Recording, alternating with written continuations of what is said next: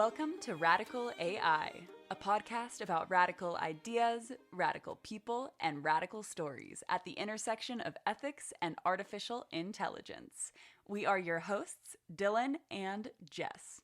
And today we have a very special episode for all of you. Dylan, what is today? Today is the day that we are celebrating 6 months, so that's half a year for those of you keeping track at home, of Radical AI, or of the Radical AI podcast more specifically. And we are just so excited to celebrate with all of you out there in this Radical AI podcast community, because it's a big deal. I mean, Jess and I have mentioned multiple times that, we were expecting to get like 3 listeners within the first 3 months, and it's just ballooned into this thing that we're still trying to figure out what the heck to do with, but it's very exciting.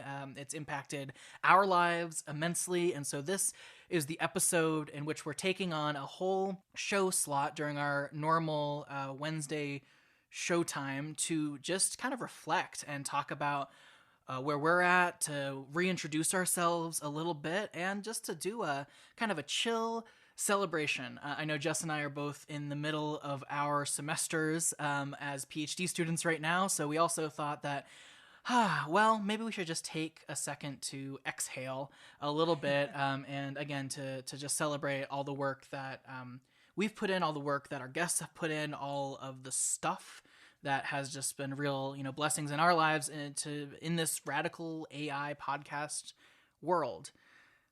Did I miss anything in my rambling, Jess? Rambling a little bit, but that's okay because that's what happens middle of the semester for PhD students. Way too much going on in our brain.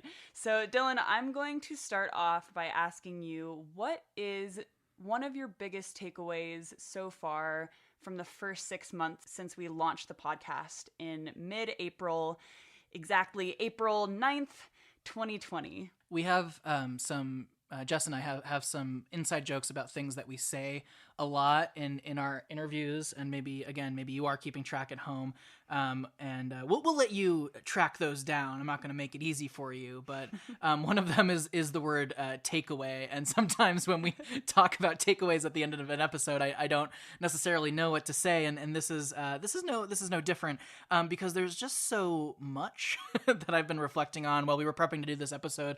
There was so much that I was just thinking about that I could say here.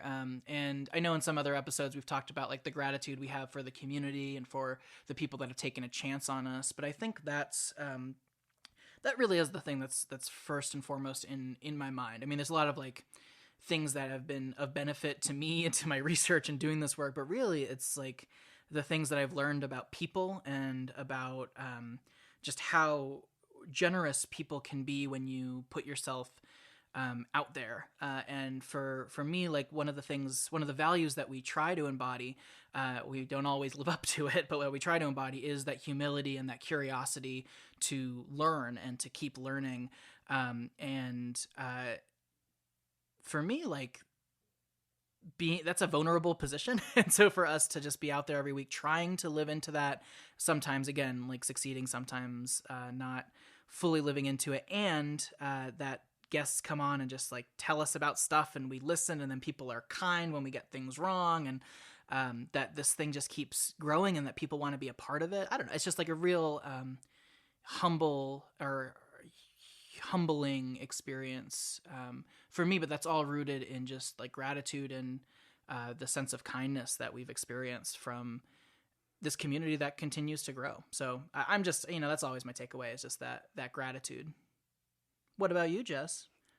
Well, you took mine, but I think something that's been in my mind a lot recently with this project is, you kind of mentioned this briefly in your reflection, is just how public our research and our evolving thoughts around all of these topics in AI ethics are, and how interesting of an experience that is, because sometimes honestly terrifying to know that like there's that many people who are like listening to your words and your thoughts on this stuff and are developing and changing thoughts and potentially scrutinizing the way that we are evolving as early PhD students. Like we're both second years in our PhD programs, so like there's a lot of stuff that I still don't know, and there's even more stuff that I don't know that I don't know. So even hearing some of the things that I've said and thought about in early episodes on the podcast a few months ago, sometimes I cringe at some of the things that I said because I already know that I've learned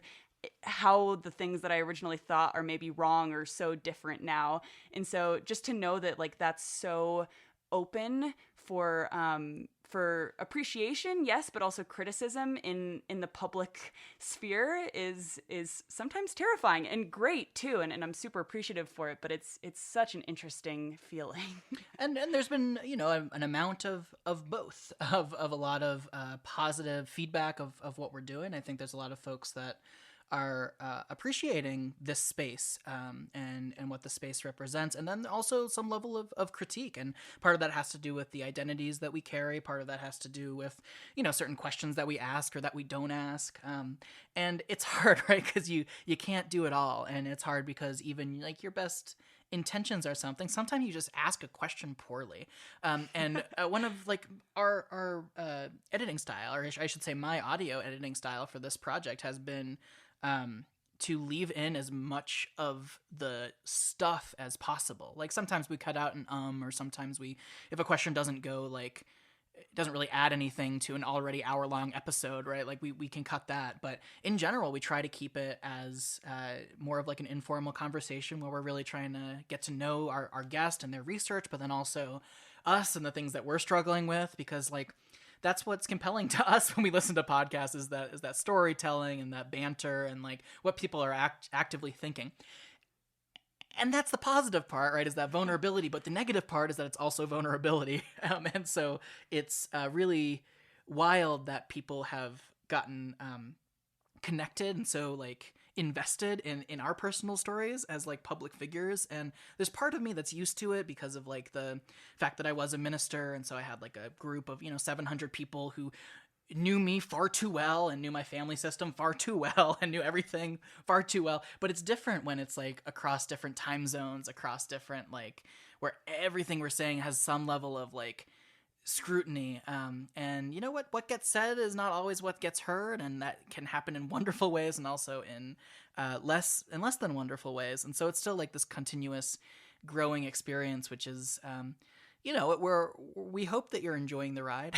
we're enjoying the ride, and of course, I mean, the point of this episode in particular is to celebrate and to say thank you for being a part of this ride, whatever it's been for the past 6 months. Jess, do you have like a favorite moment or a favorite like interview or experience on Twitter or something that is sitting with you right now as we record this? There are so many moments that stand out to me. So this is by no means my favorite or the best moment, but this is just one that came to my mind. So it's funny because when Dylan and I first started this project, for those of you who have been around since the beginning, you might have noticed that we started with a lot of scholars based out of Colorado because when we started this project, this was before COVID hit. And so we were actually planning on doing in-person interviews originally, and then quarantine hit the week before we were supposed to start interviewing people. And so we already had the first few interviews set, and they were with a lot of our colleagues and friends from our own universities and people who we might have been actively working with or were, introduced to by friends of a friends or advisors or whoever it was. And so we were originally planning on having this show just be with people that we knew and with a lot of students, especially because we didn't really know that many people personally that we thought we could actually get to come on the show, especially as it was just launching. And of course, in the back of our heads, we had, a list of like academic, I'm using air quotes here, like academic celebrities that we would like die to ever have on the show, and even just to meet, whether or not they came on the show. And I'm thinking of like several moments when Dylan was just like the one who shamelessly plugged our Twitter like crazy, and just throwing me under the bus about our strategy, No, about my this is strategy. shameless in a good way. This is a positive word. But really, Dylan, I mean, your ability to like shamelessly ask some of the people that we were so, at least I should say me, that I was so terrified to even approach in the first place. So by shamelessly, Jess, of course, means kindly and strategically Yes. requested and invited folks from our community that we looked up to become a part of the show. Of course. Yeah, of Yeah, I just took the words out of my mouth. So, yes. It's just shameless can mean a lot of different things. And so I just wanted to Thank you. Thank you for clearing that up. Yes. So I think it's funny because just three people come to the top of my head that when they responded back and said they would come on the show, we freaked out.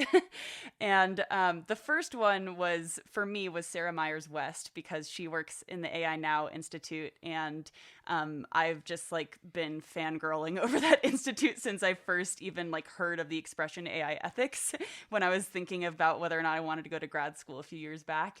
And so I remember just like screaming out loud when she said yes on Twitter back to us.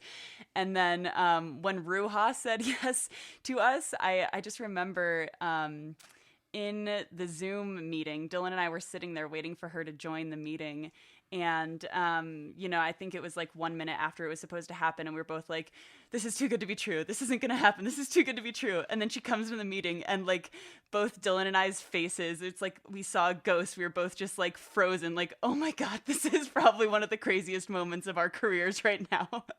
And so the third person who came to my mind was Timnit Gebru, who was like Dylan's version of Sarah Myers-West, and he screamed when she responded on Twitter. So, I mean, this has happened with all of our guests. So really, this is like a bad example, but just the fact that we have like these people that we've looked up to for so long, and then we get to see them and talk to them screen to screen because of quarantine, it has just been like the craziest experience of my career. It's basically just been 6 months of Jess and I checking our Twitter and screaming. That's basically, and then doing a little like recording and editing on the side. But pretty much like the 40 hours a week that we spend on this is pretty much all just Twitter and screaming. Yeah, absolutely. No, I'm kidding. But it's been like so exciting to be a part of some really fascinating conversations that have been going on in the world and in the academic spaces and the industry spaces, and then to also continue to lift up some of those voices in those conversations that are doing such important work, and for us to actually have it's thanks to you all, right, to all the listeners out there to have given us a platform, and for you to be desiring to listen to us as the platform for these speakers, right? There's a lot of different places. You could just go to YouTube and you could just like put in Ruha Benjamin's name and things will come up, and those are a lot of, that's a choice that you can make, and we do not blame you. She gives a lot of wonderful talks. In fact, in about 25 minutes from when we're recording this, Ruha Benjamin's going to be speaking at in Jess's department at CU Boulder, and it's fascinating to me. Like it's just like so weird for us to be able to be like, oh yeah, this world-renowned scholar, like, we still go to her for advice on some things, or like we still like connect in some ways, or something like that. And it's weird how small, I guess that's another takeaway, how impossibly large and impossibly small this world of artificial intelligence ethics and just responsible technology in general is. Like, it really is a community in a lot of ways, and I think sometimes it's hard to get into that community. It's hard to necessarily make those connections, but I think if you're willing to put yourself out there, and I think this could have fallen flat on its face, right? But the fact that we were willing to put ourselves out there as students as well, in the name of knowledge, learning, and justice, right, and some of the justice work that grounds our work, it's just been a really incredible journey with that. But I think that's something we did want to talk about, because some of you don't know who we are. And sometimes we say it, and especially we say it in like our really, frankly, pretty hilarious and engaging outros of our episodes, which we have a lot of fun doing. This is what shameless means, Dylan. That's an example. I see. That's a good. That resonates. That's accurate. That was shameless. Listen to the end of the episode. But we know that a lot of you don't, because I don't listen to the end of a lot of podcast episodes that I listen to either, especially if the guest is gone or whatever. Like, I've gotten what I need and I'm out of there. That's fine. I understand. Quick side note, actually, for those of you who might be new around here, if you actually don't listen to the end of the episodes and you didn't realize this, The last 5 to 15 minutes, depending on the episode, is actually after the interviews ended, and it's just Dylan and I reflecting on what we learned and what we thought and what came up during the interviews. In case you didn't know that, it can be fun. Yeah, we make some jokes. There's some joshing around. Academic banter, some might say. Some ontological horseplay. I'm gonna trademark that. I think that's good. No, but it's I think that we do the interview thing, but we really don't talk about ourselves that much. Partially because we don't want this to be an ego-driven project. We want this to be something where we are kind of the lens through which you as the listeners also processing some of these really complex issues around, race and gender and technology and all these intersectionalities. And so that's what we want our role to be. And so we try to decenter ourselves when we can, while also hopefully wielding the authority of being the podcast hosts responsibly. But we don't always bring up what we're doing or why we're the people that you should even be listening to in the first place and things like that. And so in this conversation, we did want to bring up just briefly kind of what we're doing, again, where we're situated and what we're researching. So Jess, do you have an elevator pitch of what you're doing with your life? Jeez.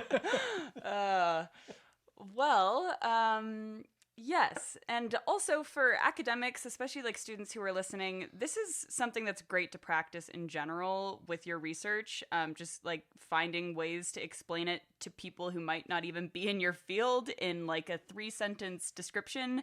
And it's something that through this project I've had to do a million different times because of all the intros that Dylan and I have had to give. And it's different every time. And you can tell that Jess and I are both in teaching assistant positions as well. We're very much so undergrads out there, this is what you should know. We know that you're all not undergrads, but we want the undergrads to be seen and heard. Have you heard about our internship opportunity? We'll get back to that. Okay, yeah. Stay tuned to the end of this episode, and we'll talk about that. Anyways, back to what I blatantly ignored from your question, which is what the heck I'm doing with my academic career. Mm-hmm. So, preface, because I'm still going to put off the question for one more minute, is that since we are both second-year PhD students, obviously Dylan and I's research interests are not nailed down to a dissertation title at this point, and this is all an excuse to say that I'm figuring it out. But what I'm working on currently is algorithmic fairness for the domain of recommender systems. And this is quantitative work in that I'm working on the actual algorithms, the math, ways to optimize metrics, ways to test fairness for recommender systems on the computer science side. And I'm also working on the qualitative side, what the heck is even fairness when it comes to recommender systems? Who are the stakeholders and what's at stake? What are the trade-offs? So that's broadly what I'm researching. What about you, Dylan? And just so folks, again, know, you're at the University of Colorado Boulder, and your academic advisors are? My academic advisors are Robin Burke, who is the expert on recommender systems, and Casey Fiesler, who is my expert go-to on technology ethics. And so my side's a little different. So I'm at a different institution. I'm at the University of Denver, and that's an R2 institution. It's a much smaller, more private institution. And because I'm technically in a joint PhD program between Iliff School of Theology, so a theological school, and the University of Denver. So I do not have to declare who my primary advisor is for my dissertation until the end of this year, which is my second year. So because it's an interdisciplinary program, although it's focused in religious studies, my kind of informal research topic is on questions of morality and what it means to be human in relationship to artificial intelligence systems. And there's a lot that falls into that. Jess and I are doing research on computer science education and what it means to teach morality and ethics when we're talking about AI systems in the classroom. I'm doing some work on human-robotic interaction and what it means for us to talk about basic categories of morality when we're talking about robots. Do they have intrinsic morality? Is it all perceived morality? Like these kind of high-flying theoretical concepts is what I bring to that HRI, human-robotic interaction field. And then a lot of the work that I've been doing more recently is questions about death and technology. So the basic premise of that is that somewhere within the past 20 years, there's been this shift that's occurred with how technology is impacting how humans are relating to death. Whether that's in like the processes, whether that's in, say, the memorial function on Facebook, whether it's in that emotional side or the logistical side, or just even people thinking about like, well, can we technologically engineer an afterlife? So those kind of bigger questions. That's where my research is heading, and probably where my dissertation is going to head, is that intersection between death and technology, and AI systems play a role in that, again, even on like a theoretical 10,000 foot idea. So like Jess, I do not know exactly where that dissertation is going to go or what the primary research question is on that. But what I do know is that there's something happening out there with AI systems, morality, and at this point, like death and technology, and I'm going to put it all together into something that can get me a degree at some point. And that's all PhD students can ask for, really, is a degree at some point. and we'll see where the next twists and turns go. But I will say that I think I can speak for Jess and I when I say that, like, after every interview, our either on a macro level or a micro level, our research questions for our PhDs change, right? Like this project has made critical race theory, disability studies, queer theory, like it has centered all of that into our individual and our collective research in ways that have just been so important for the fields that we're looking at. Jess, are there other ways that you've seen like this radical AI project impact either your or our research? Totally. I mean, it's funny because I actually didn't even really know that interviews were like a scientific method for pursuing knowledge in academia at that much. I mean, I knew a little bit, but I didn't know that that was like a legit process that you, or a method that you could utilize. And so it's funny because we're kind of conducting a scientific study through this show. And I think some of the other methods that my eyes have been open to are really qualitative methods. Because since I'm coming from this computer science background, I just didn't even really know that qualitative research was legit. And I'm saying this in like a hushed tone because I feel like a lot of computer scientists think that too, and it's awful. I hate the fight between qualitative and quantitative research. And so like participatory design and co-design and a lot of honestly just like collaborative qualitative methods that a lot of our guests on the show have utilized in their own work. I'm starting to realize how much I want to utilize that in my work. And I think the last like 3 research proposals that I wrote were only including qualitative methods that I've learned from people on this show. So it's impacted everything. Yeah, I would just add that to that point, like everything that we're doing, and hopefully all of this will also end up, and this is maybe talking more about the future, but hopefully we'll be able to come up with some sort of actual level of like publication about what we've learned through this process as it's ongoing. And, stay tuned. We're not going to speak too much about what that's going to look like. But we do try to think about this in terms of like interview research study design and like qual research study design. And it's even that is an ethical process, right? So if we are trying to decenter some level of status quo to make room and to make space for something more radical, and if what we're trying to do is in part define what radical AI is, then we have to be really intentional about our own positionality, so the identities that we embody, I guess I want to say, but then also like what voices we're lifting up, what voices we're not. There are certain things that we think about often in terms of where we come from, our own positionality, our own identities, and then also in terms of who we lift up in this platform that we have. And so like if we notice a trend of having white straight women every week that is showing something about like what it means to be radical. So we're aware of like the impact that the choices that we're making in terms of our design of this study, of this weekly podcast, that they matter. And so we try to be intentional and responsible and accountable about that. But it's hard because once you're lifting up one voice a week, it means that you're not lifting up all the other voices. And so how do you do all of that responsibly? It's just something I think a lot about. Yeah, I mean, this is interview methodology 101 too, which I'm learning now because I'm actually learning how to do this in academia.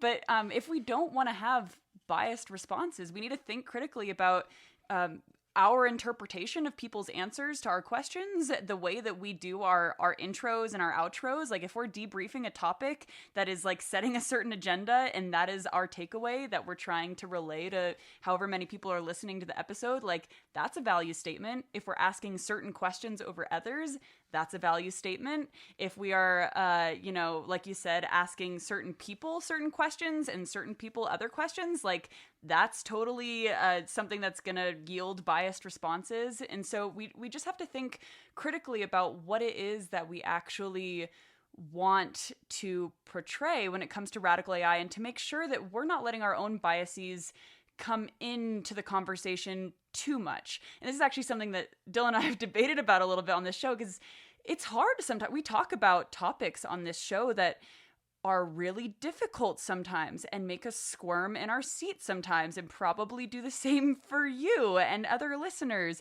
And so if we come into those conversations having a very explicit attitude towards one topic or another, then that's not good for us to predispose our listeners to think a certain way.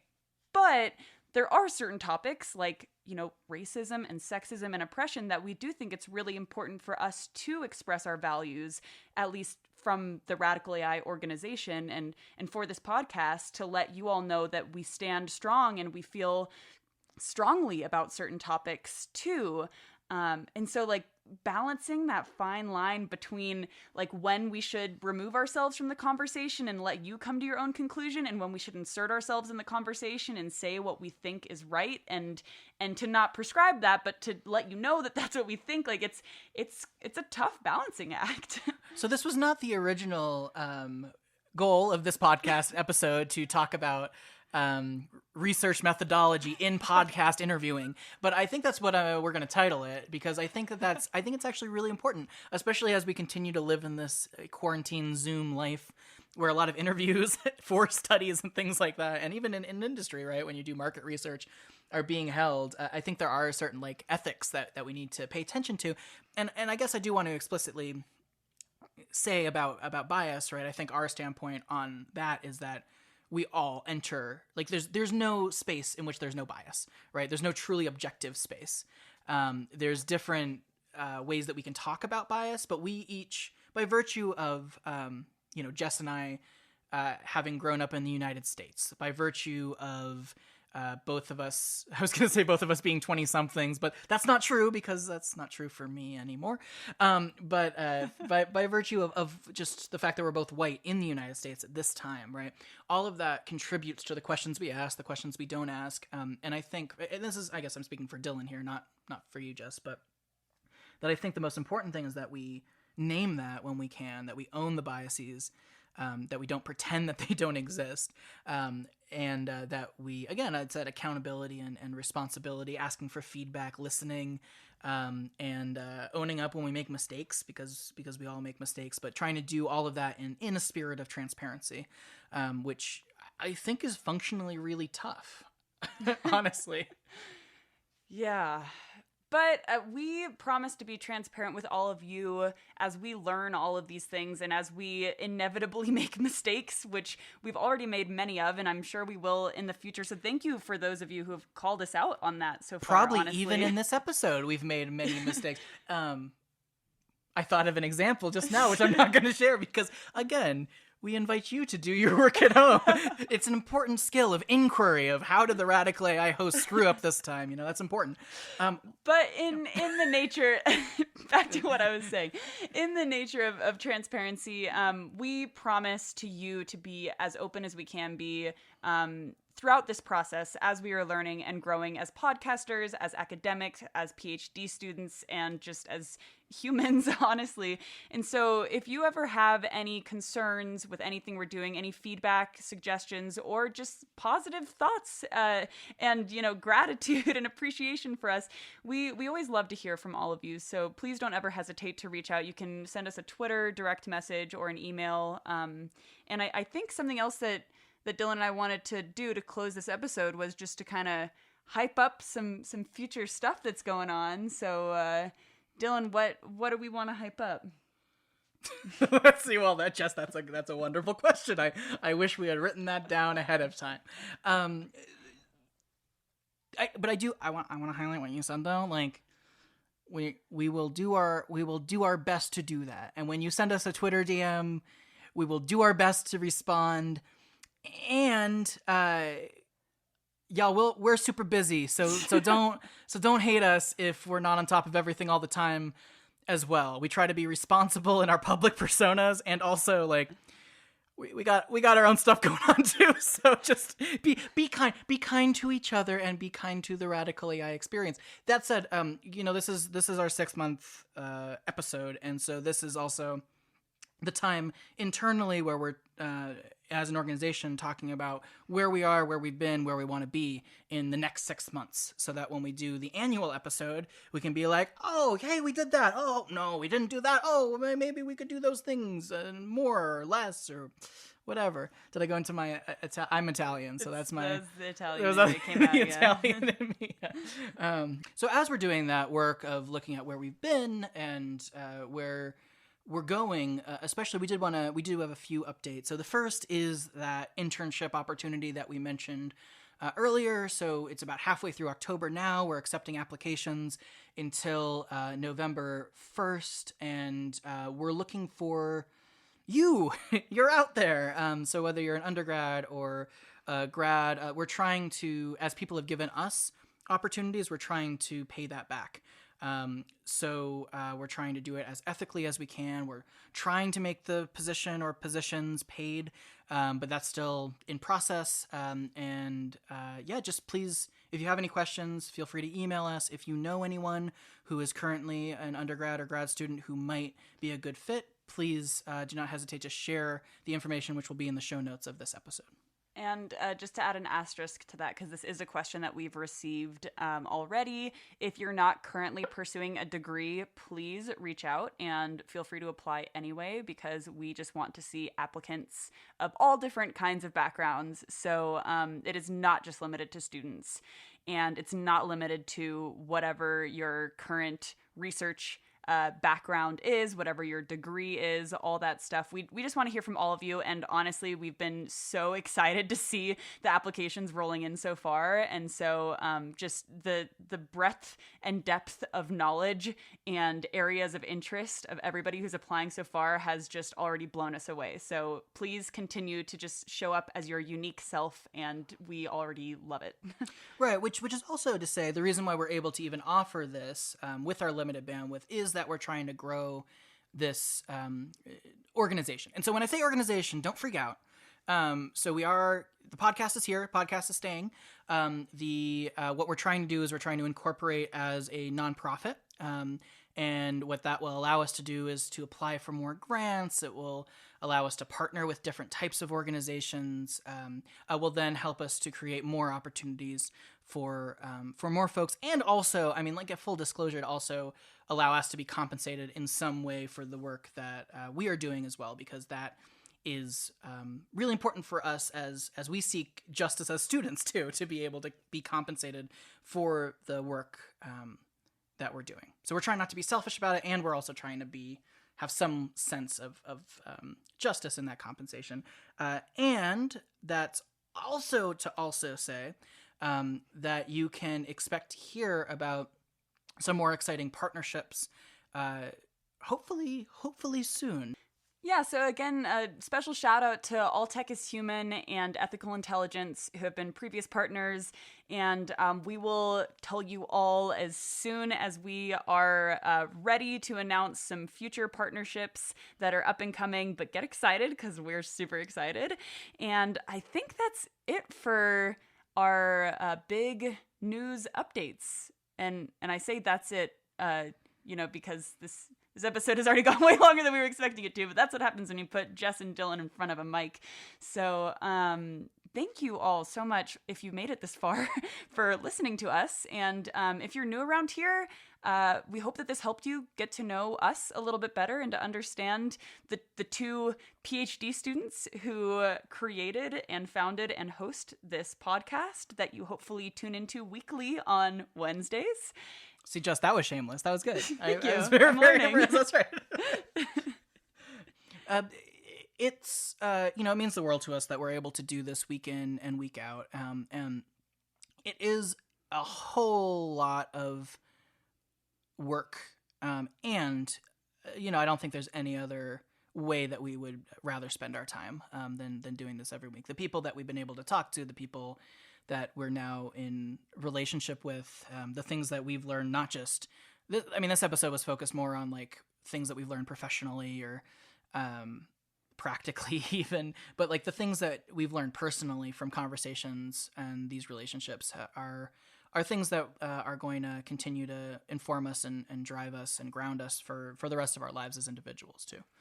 Yeah, and that's actually, thank you for bringing this up, Dylan, because this is a good note to end on too. When people ask, why we do this and why we spend so much time outside of all the time that we already have to spend doing PhD work to do this side project, especially given that we've made zero money on it and have actually spent some of our own savings on this project, is because it's a passion project. This project is purely out of love for this discipline, this topic, this this space, and also this community.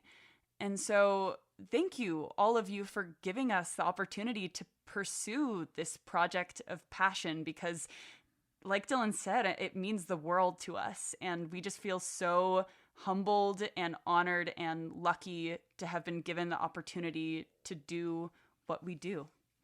Yeah, we're a big fan of this ontological horseplay. Is that going to stick? Do you think and that's going to with catch that, on? Thank you for listening. Is this like Mean Girls, where I'm never going to make fetch happen? Start using ontological horseplay today. You made Mini-Soda happen, I'll give you that, but you don't get another one, okay?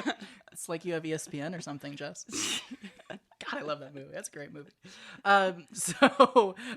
If you enjoyed this episode, of course, check out our other episodes. If this is the episode you started with, then interesting choice, but congratulations. That's a good choice too. Hopefully you learned a little bit about the inner workings of the Radical AI podcast, so that now the curtain has been peeled back. You can go and you can listen to all the, how many episodes do we have? 30-something. 30-something episodes, and have maybe a different perspective. And for more information on today's show and all of our shows, you can check out the show notes at radicalai.org. Of course, stay tuned for new episodes every Wednesday. And this is the first time I haven't had the script in front of me for our outro, Jess. You don't have it memorized? I don't Sorry. Okay.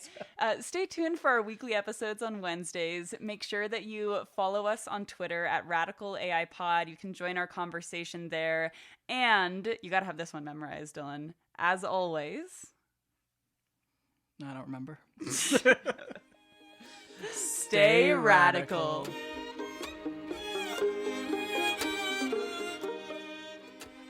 Lastly, if you did enjoy this more fun, informal kind of Jess and Dylan special, please do let us know, because we love talking especially to each other. We have a good time together, so we want to do it, but we also want to make sure that we have content that people want to listen to. So yes, please do let us know if you enjoyed this episode. I think that's it. Roll music. Music's already been It's rolling. probably already over. It's already over. I think that ontological horseplay is a great... All right, we're going to stop the recording No. now. I think that if I had an album, that's what I would title it. If I had like a ska album. Is ska the music? Is ska the Radical AI genre? I don't think we should choose a genre. I think it's too upsetting. So now's when, in the editing, Dylan, you add ska music for the outro. Is there some royalty-free yelling ska radical music? horseplay, or what was it? Ontological. Ontological I'm horseplay. not keeping up anymore. Yeah, Goodbye, folks. We're done. Time to put the mic away. Yeah, we'll see.